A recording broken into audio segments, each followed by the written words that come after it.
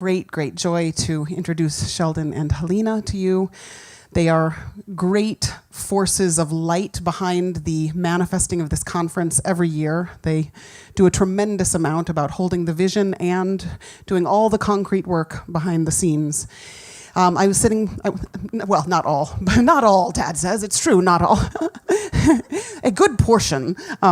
But I was just sitting with Sheldon a few minutes ago, and we were talking about the work that they do, and he said, we basically scour the world for what's working.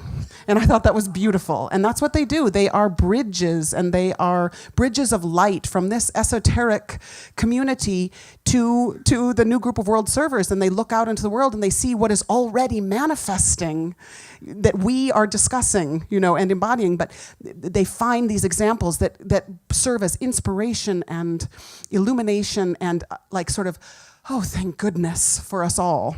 So it's a great joy. I'm not going to take up any more time to introduce Sheldon and Halina to you. Thank you, Heidi. Thank you, Heidi. That's really beautiful. Thank you very much. Well, good. So, the purpose of this talk is to first share our excitement in what we've recently discovered about new findings in neural or brain science. This is really about how far the penetrating light of the fifth ray, focused in a field of neuroscience, has come to make connections between the integration of the soul, the mind, and the brain. We are seeing a connection specifically to 3 laws of the soul with the current neural brain research. So there, as we know, there's 7, but it's 3 that we'll be focusing on. We think this will be encouraging to the whole spiritual community to see how far the laws of the soul and soul practices have made their way into influencing some modern current neuroscientists. I think it's fair to say that given that the solar angel is a divine mathematician and a divine scientist, that these new findings are the work and influence of the solar angel. Neuroscience is already being influenced, and the discoveries are finding their way into the field of education, specifically child development, and the shaping of the brain from a young age, and throughout our lives. So that's part of the new science, that we don't have a fixed set of brain cells anymore. We can actually grow brain cells. And we can sculpt a better brain for the soul to use as an instrument to create an enlightened culture and world. So this should leave us encouraged. So we are on the cusp of change where we are seeing into the future of some aspects of a new culture and civilization.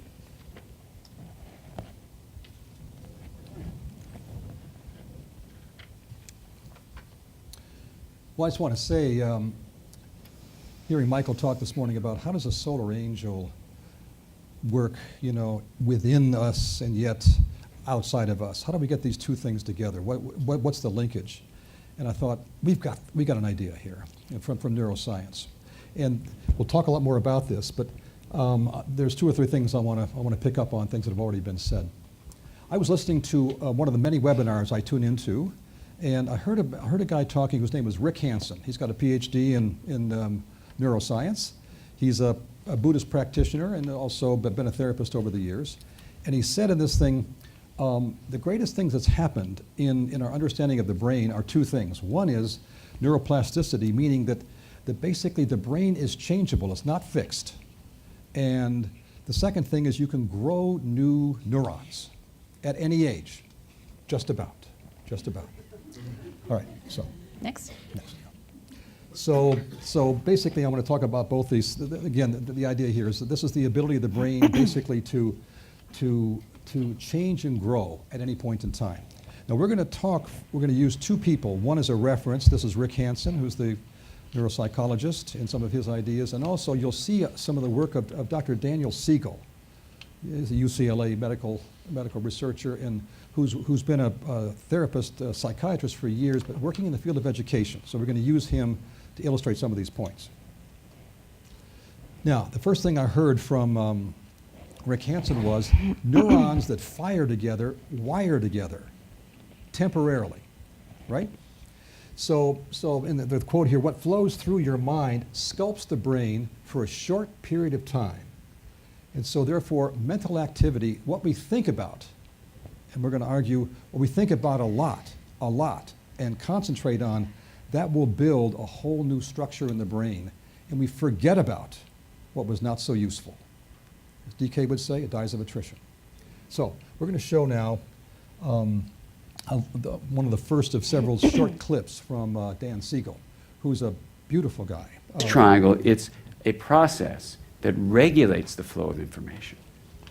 And we can actually honor the mind being as real as the brain, as real as relationships. Now with this triangle in mind, let's go through a quick review.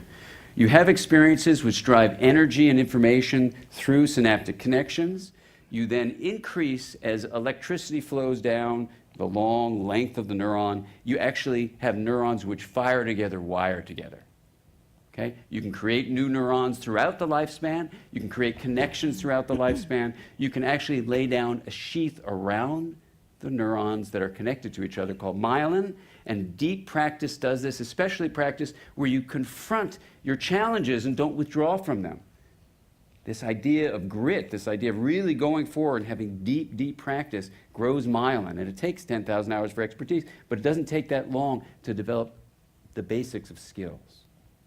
Right? Mind sight is a skill you can develop. So we have to ask the question, how do we get the neurons of compassion, the circuitry of kindness to actually grow the ways that we realize we are part of a functional whole?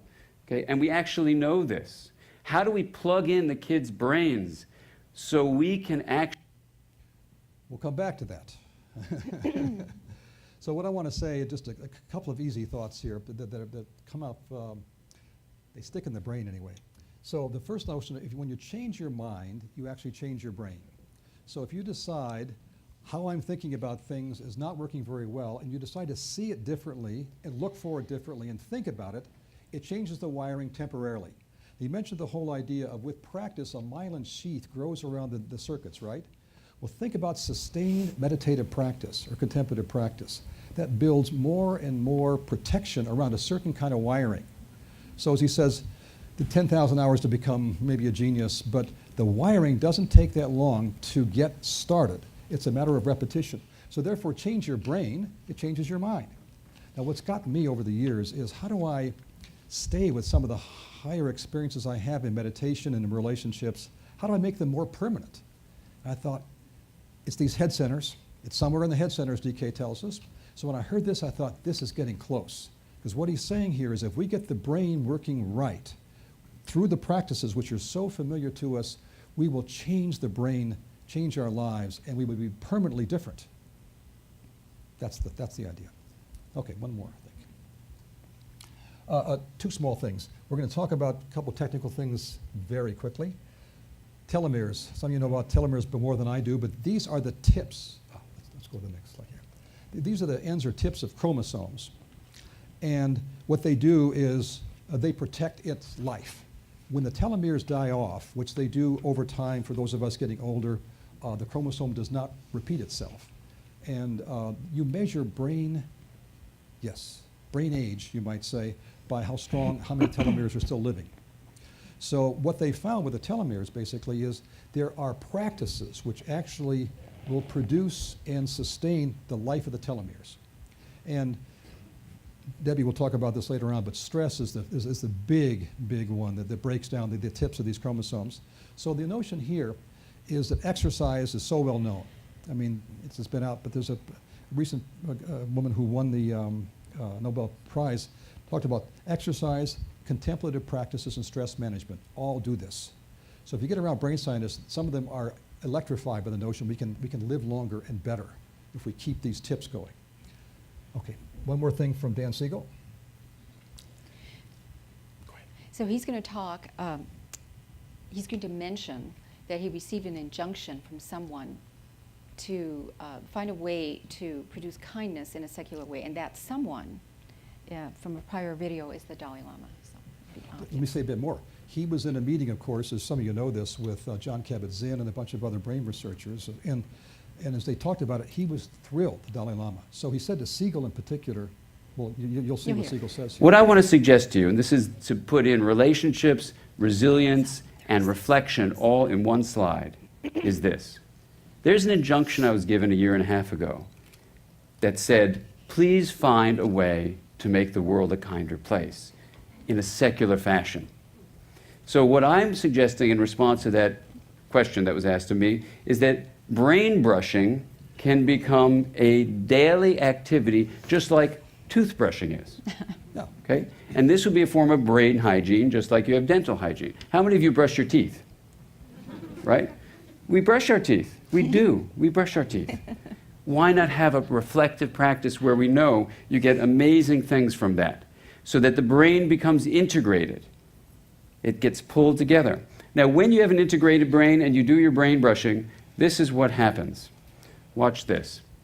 This is from science, that the area just behind your forehead, and we'll do this very quickly, you put your thumb in the middle and put your fingers over the top. Try this out, That's by a the way. really This is a good handy model model here. of the brain. Model of the brain. And you have your spinal cord, your brain stem, your limbic areas all there. The part we're going to talk about is the cortex, and the frontmost part pulls it all together. The part we're talking about is your middle two fingernails right there, that area. If you lift it up and put it down, notice that it connects everything. And that's true with this area called the middle prefrontal cortex, that which reflection develops. Now watch this. Here are the middle prefrontal functions that... Okay. So You'll hear the rest of this in a little while. So, now I want to put this together with a discovery that's been made a lot in the press these days called mirror neurons. Most of you know what this is, but basically these are the neurons in different parts of the body, but the ones especially which are in this part of the brain. I won't get too technical on names here, but what this does is allows us to resonate with other people, their feelings, and maybe even their intentions, and we pick it up right away. So what they feel, we feel. And the notion here basically is that this is the basis of empathy. It's kind of the social brain, as he would call it.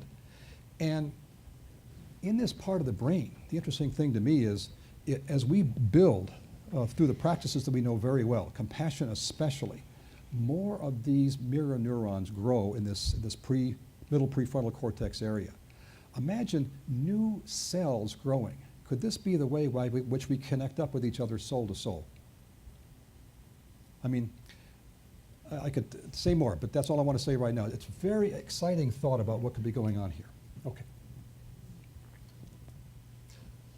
So the next section, building from what Sheldon just said, is the inherent negativity bias of the brain. So it is said that 95% of our brain mass is old. It's all the old part of the animal, the reptilian mammalian. And the new part of the brain is 5%. So the brain acts like Velcro for negative experiences, for scary things, for things that seem to threaten our existence, and is Teflon for positive experiences. The positive experiences simply slip off, and they create the paper tiger paranoia, because we believe that the negative experiences stick so powerfully, they loom so large. They are our glamours, they are our illusions. And they're very, very powerful, they're deeply embedded. So they can lead to paranoia, but the paranoia is what? It's based on a little kitty, when yet we're feeling like it's a huge tiger. So we overestimate their threats and we underestimate opportunities. And again, getting back to why, the negative events are registered in milliseconds, whereas positive events are registered in 11 seconds. So that takes a long time. And while positive events are much more common than we're believing they are, the negative events have a greater impact. Okay, so I'll just mention one term you can look up. Maybe you've heard about it. This is something that Goleman made popular back in '95 with his book on emotional intelligence, the amygdala hijack. Most of you know this.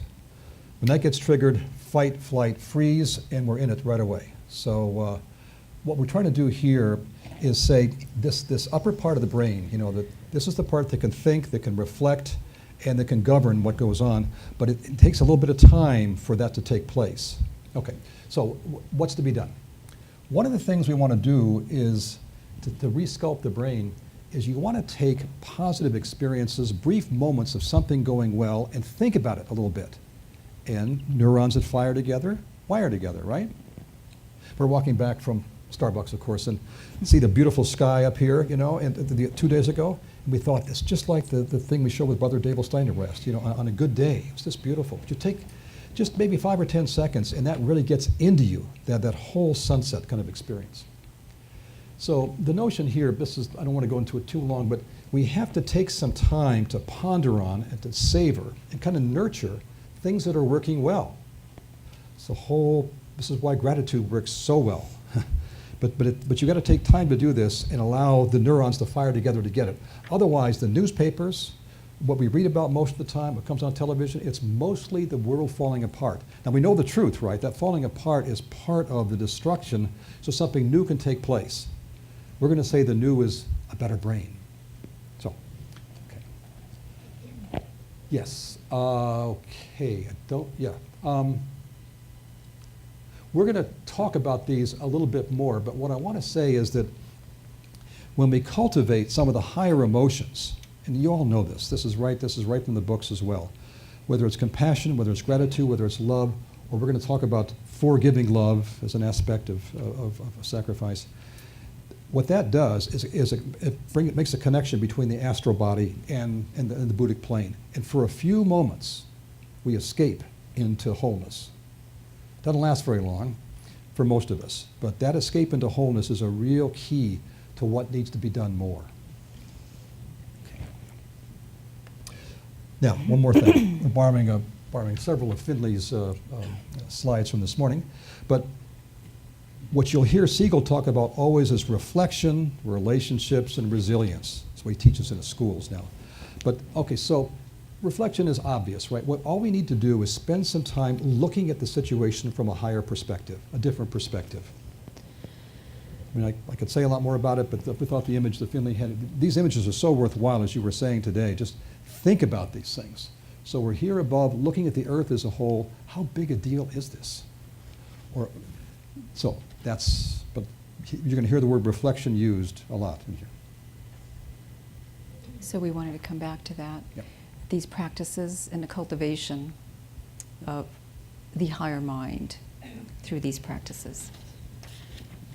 And just a word about these practices. I think the further along I go on the path, the more I see that these are not platitudes. You hear gratitude, you hear forgiveness, you hear about compassion and empathy. And, we hear them so often that they become it's almost like we're blind to the depth of their meaning. And the further along that I go, I realize how deep they really are, and the simplicity of these practices, the simplicity is what makes them so real and so powerful. You look at the Dalai Lama, he talks about kindness, he talks about happiness, and it's the same idea. Okay, so we're going to move now into tying these two worlds together through a focus on the laws of the soul. So there's 7 of them. The law of sacrifice, the law of magnetic impulse or polar union, the law of service, law of repulse, law of group progress or elevation, law of expansive response, and law of the lower 4. We are going to focus on simply the 3, law of sacrifice, service, and group progress or elevation. So the first law we want to briefly look at is the law of sacrifice. Its exoteric name is the law of sacrifice. Its esoteric name or soul name is the law of those who choose to die. It's been mentioned a number of times throughout the conference that what we give up, what we die, we live to greater life. The symbol is a rosy cross with a golden bird, and the ray energy is the outpouring fourth ray at one.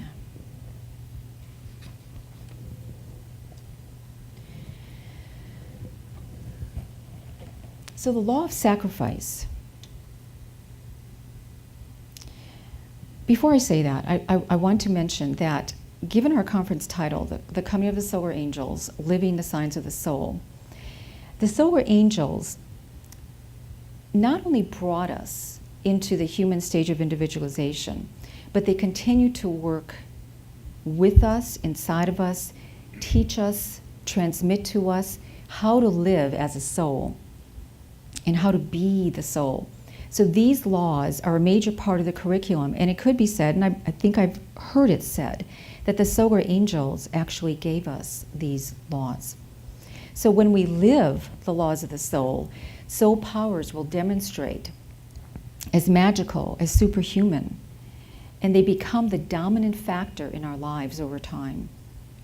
So one simple example are the discoveries of science, and we could, stand here all day and give examples.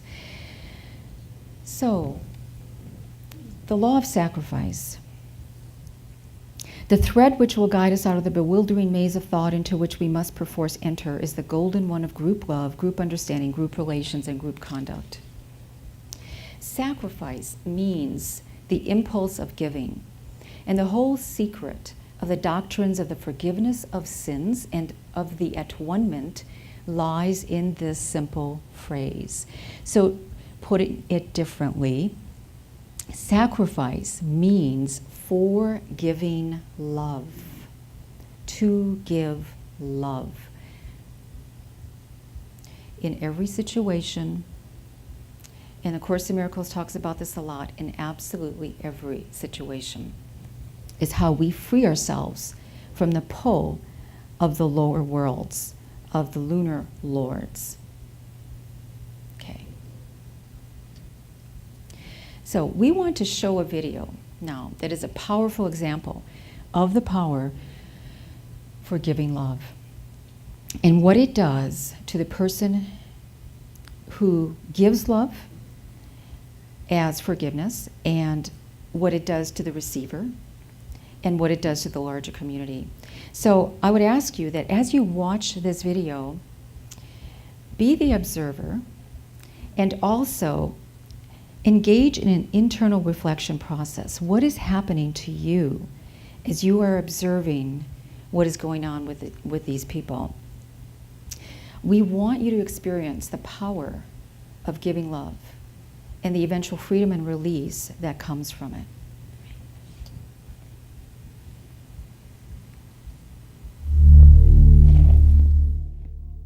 Got involved in a gang, didn't have to. There was gunshots, and Loramian was laying on the floor, and a young man was standing over Loramian, pointing the gun at his head. He yelled, "Don't do it," and the trigger was pulled. I'm the person that murdered her son. I hated this boy. He was an animal, and he deserved to be caged. They sentenced me to 25 and a half years. And I told him, "Look, I don't know you. You don't know me. We just need to get to know one another." You can tell a moment.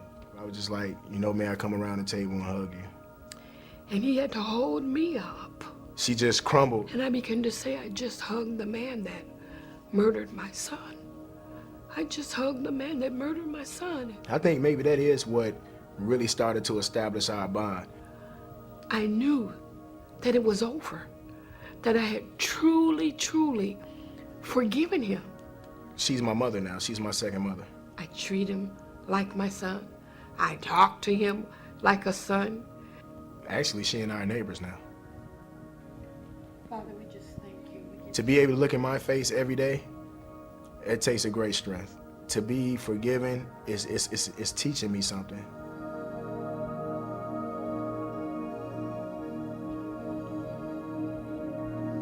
I never, ever would have thought that what I do today, that I would ever be doing anything like this.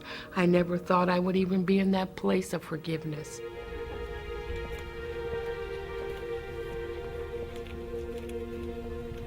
he got out, I didn't pressure him to start speaking with me. When the time came, he called and said, you know what, it's time. I know this is what I'm to do. And so this is what we do today, that we go and we share our story.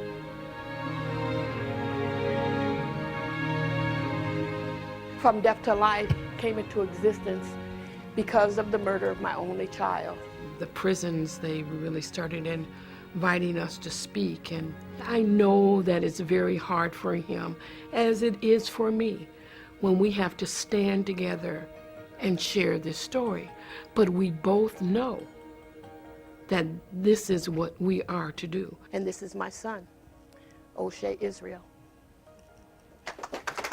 He's intelligent, he's very articulate, and he can make a difference in some of these young men's life, I believe, if he's given the opportunity. It all started with forgiveness, and it started with me understanding, you know what I'm saying, about me bottling up all this pain. I didn't see her face. I didn't see that once I commit this act, it was going past him to her. Help play a role in stopping the violence. And it's like throwing a pebble in a pond. You throw it, it's gonna spread out. You might not even see the ripples, but it's touching somebody. We don't think about that when we're doing what we're doing.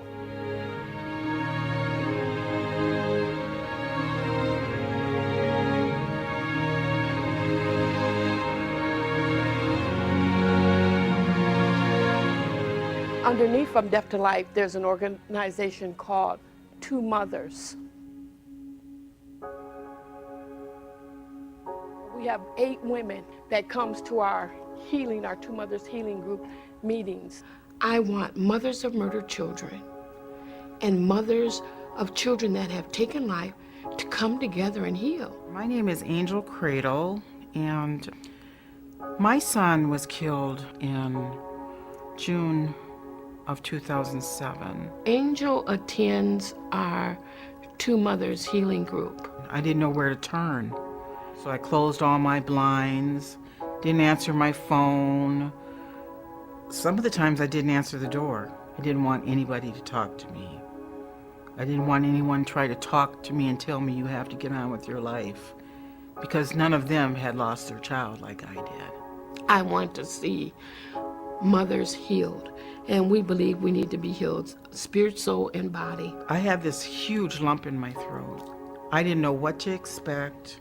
We learn what grief is, we talk with one another, we hug, we cry if necessary. And I have been a part of this group for almost 3 years now. Almost 3 years. And this has really brought me through. And we can come together and heal.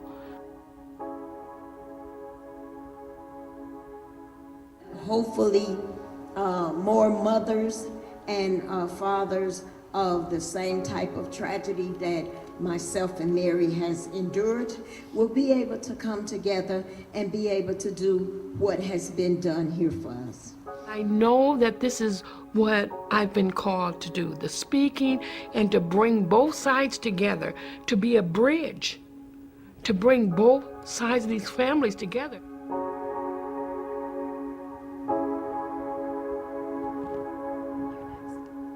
There is hope. Don't give up. There is hope. We're all hurting. We're all hurting. And we all need to forgive, and we all need to be healed and move on. Sometimes I hear him say, hey, Mary Lou, you go, Mom. You go.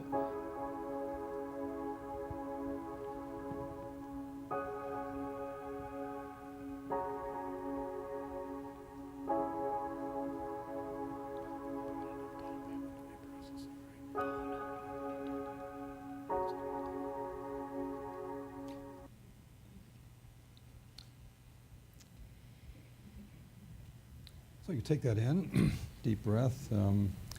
We've been blessed by the presence of Azim Kamisa several times at these conferences, so this is a very similar story. Our goal here is just to have you sense what goes on when somebody is able to give love Sacrifice, impulse to giving, for giving love and life for the betterment of the future. It's a future-oriented dive that people take for something better to come. Sometimes, as this quote from DK says, bliss and sacrifice are synonymous terms for some people. It is, as far as our solar logos is concerned, at that level, okay? But listen to this. A touch of this freedom from the limitations of pain and sorrow can be found among some of the more advanced people on the planet. And momentarily, when this happens, I think we escape onto where we have a touch of the plane of unity. So this is where this whole process can lead in terms of really being able to give love to every single thought about somebody or situation that's bedeviling us, and find a way, as we do this, that situation either doesn't seem so important or it just disappears. And all of a sudden we're in a different kind of place. And the sculpting that's going on about how bad things are and what this person's doing or what that country is doing, whatever, you just forget about it because you're doing something different here. And that's how we begin to sculpt a better brain. Okay, a couple words about the law of service. This is quite familiar, I think, to all of us. The law of service, the esoteric name, the law of water and the fishes. The symbol looks very much like a symbol for Aquarius, and DK tells us that even though it's a sixth ray oriented kind of practice, it has been strongly impulsed by the coming into the Aquarian age. So he defines service. This is a great part of this, this piece we're not going to deal with, but it basically as the spontaneous effect of soul contact. I could say what service isn't. Those of you who've read this, I won't go there. But this contact is so definite and fixed that the life of the soul can pour through into the instrument, the personality through which the soul must perforce use on the physical plane. So all I want to say about this is that this law of service, when it comes from the soul, so all the practices that we know about how to evoke the soul, and meditation is one, okay? Working with the solar angel coming through us is very, very powerful. Working with compassion, with gratitude. These various practices have that effect of evoking the soul, and once that happens, all of a sudden service becomes a spontaneous action. Now you heard Mary say, I found my purpose in life. For many of us, this is a great find. Some of us are still searching for it, all right? But I mean, once you get on that, all of a sudden, all the soul, how would I say, strengths and qualities come out spontaneously. They are not something we have to work at or develop. The soul in us is a thing of great beauty and power. Okay, let's see. I think I'm going to go on. Mm-hmm. Oh, yeah, this is marvelous. When the rhythm of this law of service, thank you, Finley, again, has been imposed by the soul, and the natural impetus of the person in incarnation is to be an expression of the soul. And when this rhythm is a daily, natural, say habit, but anyway, expression, the man begins to stand in spiritual being. And the life which pours through him or her gently and naturally will then have an effect upon his environment and his associates, and this can be called the life of service. You see what happened to Mary, those of you who remember Razim? These people go on, and the circle of influence they have just keeps on spreading. I mean, it's quite like ripples in a pond, is what O'Shea was saying. It's marvelous to kind of see. But this gives us some idea of what it means to stand in spiritual being. One last thing I think from Dan Siegel. He's such a sweet guy. I love this guy. I think he's just so great. Yeah. Prefrontal cortex, that which reflection develops. Now watch this. Here are the middle prefrontal functions that mind sight promotes. Watch this. And you think about how many of these you would like. Bodily regulation, so you keep your heart and your intestines working well. Attuned communication with yourself and others. The ability to have emotional balance, so life has meaning and energy, but not too much so it's chaotic, too little so it's rigid. The notion that you have the extinction of fear. You also have the ability to be flexible and pause before you respond. You have the capacity for insight into yourself and then empathy into other people. you also have this capacity for morality, to realize we are a part of a larger whole, and we enact behaviors and can imagine what it's like to be for the greater good. And finally, accessing intuition. Now, how many of you would like to have that in your life? This is possible. Research shows that empathic relationships and reflective skill training promote these. Of course, anyone who's a parent knows you can flip your lid and sometimes lose any of those, right? And any of you do that as parents? There you go. Well, you can see. Now, the fact is we can develop these in children. All 9 of these middle prefrontal functions can be what we're aiming for, so that we deliver in education an integrated brain. An integrated brain. And what we would have then, in conclusion, is a child who honors the way the mind is important, that the circuitry of compassion has been developed so that relationships, the brain, and the mind become a triangle embedded in this child's synaptic connections. So they realize they're a part of a larger whole, they feel attuned to themselves, they feel committed and responsible for others, and they go forward in life with the synaptic circuitry that allows them to feel connected, to have a sense of equanimity, to have wisdom in their life, and a sense of responsibility for all living beings on our planet. Thank you very much. This is yours. Yeah, I know. I'm always touched by these things. It takes me a little bit. It's the Pisces rising, I'm told. I don't know what it is, but anyway. So, yes. I love these slides, by the way. Another great picture. Thank you once again for me. So the last thing I want to talk about, the law of group progress, the esoteric name, the law of elevation, symbol, the mountain and the goat. And again, this is the 7th ray, kind of orientation and a driver for evolution. So what we want to do is just say a little bit more, not a whole lot about, okay.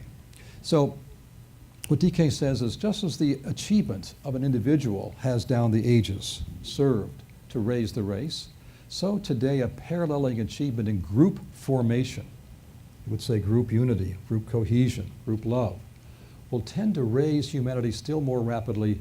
And that's why this law is called the law of elevation. So, one last time, honoring this. So this may look like it's just 2s and 3s, but these are groups, kind of slowly making their way up through, well, I'll say more of the practices in a minute. So this contemplated group unity will have its roots in group meditation. Should sound familiar to all of us, right? Group meditation. I'm going to say, and in the contemplative life in which the soul knows itself to be one with all souls. This, in its turn, will work out in some form of group activity which will constitute the distinguishing contribution of any particular group to the raising of the human race, esoterically. Now, this was written right around the time the new group of world servers was brought to people's attention back in the early 30s. And now, as you know, there are so many groups that are part of this larger group of world servers. You've seen the Paul Hawken video on Blessed Unrest. That was it 200,000 or 300,000? It's over 1 million groups now that are working kind of in this way, and maybe Deborah knows even more about this, but I mean, it's remarkable to see what's going on. So what we have are groups that are forming like this, and as they're able to engage in these kinds of practices, and many do in their own way, all of a sudden the raising of humanity can take place. So one more thought here. Well, on that note, we're going to begin to close. Yes. Amazing. We're actually ahead of schedule. Yeah, Amazing. that's great. There are many, many things that we've left out, of course, many wonderful things, but we didn't want to run over time this time. So the way we like to close is just give you a series of images, just 4 images, and then end with a piece of music that will invoke the solar angel in our lives. This is an actual photograph that was taken by someone in Alaska, and that is Venus and Jupiter, and this is the Venus-Jupiter alignment that happened. This was taken on March 11th. Isn't that stunning? Absolutely stunning. Ponder on this, right? Yes. I mean, It's a great image, you know. So, invoking Venus. Invoking the solar angel, its luminous light, radiant love, spiritual power. Thank you, Francis, once again. Flowing into us and all, illuminating the daily life of humanity. We are going to play a piece of music called Lux in Tenebris to invoke the luminous, penetrating light of the fifth ray,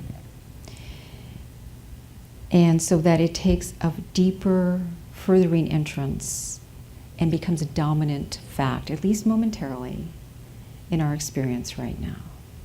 So as you sit and listen to the music, imagine yourself receiving this luminous light all the way into the lower man, the lower vehicle, the human. Held in the brain.